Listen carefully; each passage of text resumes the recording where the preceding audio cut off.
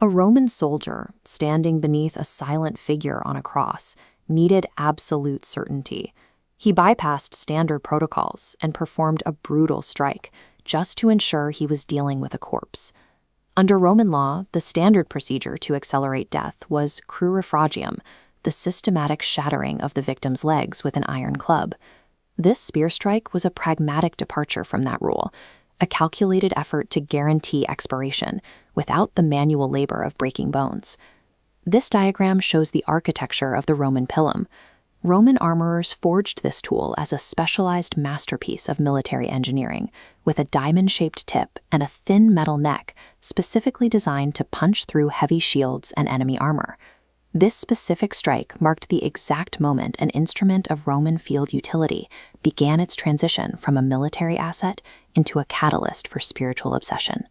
Forensic analysis reconstructs a precise anatomical path. The blade entered between the 5th and 6th ribs on the right side, sliding past the lungs and striking directly into the heart. Ancient accounts record an immediate reaction to the strike. 2 distinct liquids, blood and a clear, water-like fluid, pouring from the exit point. Modern pathologists identify this as medical proof of death. The clear fluid was pericardial effusion, which builds up around the heart under extreme trauma. Confirming the organ had already stopped and the body was an absolute expiration. In the chaos of the burial, the weapon vanished from the Roman armory. It slipped into the shadows of the 1st century, resurfacing in whispered accounts as the first physical artifact of the Passion. By providing the biological proof of a physical death, the strike inadvertently laid the material foundation for a divine narrative, turning a piece of scrap iron into an object of intense global ambition. By 1098, the First Crusade was on the verge of total collapse. Starving and outnumbered, the Christian army was trapped inside the walls of Antioch, facing certain defeat. At the lowest point of the siege, a priest claimed to have a divine vision.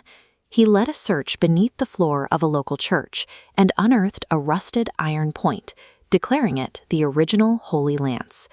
The discovery triggered a massive psychological shift.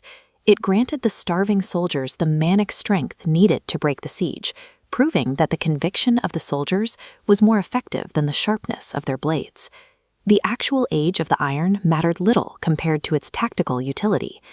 Antioch demonstrated that the sheer belief in a sacred object could drive an army more effectively than any conventional military strategy. This is the Vienna spear, the ultimate guarantor of invincibility for medieval rulers. Emperors like Charlemagne carried it through 47 campaigns. For 7 centuries, the Habsburgs embedded this relic at the core of the Holy Roman Empire to justify their authority. The symbolic weight was absolute. During the imperial coronation, the new emperor was handed the spear before he was ever given his crown. This ritual forged a heavy political equation. It suggested that the divine power to kill was the necessary foundation for the right to rule. In 1912, an impoverished young man stood in a Vienna museum, staring at the spear for hours. Adolf Hitler later claimed that the relic radiated a magnetic, occult power that he found impossible to resist. Immediately after the 1938 annexation of Austria, Hitler ordered the seizure of the spear. It was packed into a high-security crate and transported to Nuremberg to serve as a centerpiece of the Nazi regime. The Nazis stripped the object of its traditional meaning, rebranding it as a Wotanist weapon of the ancient gods. They intended it to function as the mystical soul of a new Aryan empire. The timeline of the spear's recovery is striking. American General George S. Patton seized the bunker containing the relic a mere 90 minutes before Adolf Hitler committed suicide in Berlin. This modern obsession proved the spear's psychological grip was not limited to the Middle Ages. It continued to influence the minds of conquerors well into the 20th century. In 2003, Dr. Robert Feather was finally permitted to perform a modern metallurgical analysis on the Vienna spear. The results exposed a physical reality at odds with the legend. The outer iron blade was pattern welded by Frankish smiths in the 7th or 8th century, making it a medieval forgery. This X-ray reveals the actual artifact. Hidden within the medieval iron, held by copper wire, is a single Roman nail. This small core fragment is the only part that matches the chemistry of 1st century Judean iron. This confirms the spear is a hybrid construction. It reveals the irony of history. Great empires have conquered entire continents while wielding nothing more than a symbolic replica. The Vienna relic is not the only claimant. The Vatican maintains its own version in a secret balcony, and in Armenia, this remote monastery houses a triangular blade, also claimed to be the original. The spear functions as a driver for human plot.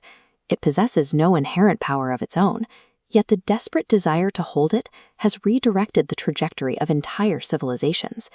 History reveals a deep irony.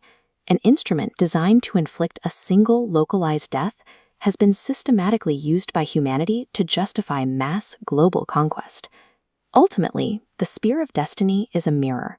It reflects our enduring need to find a physical, sacred object to mask and justify an insatiable hunger for power.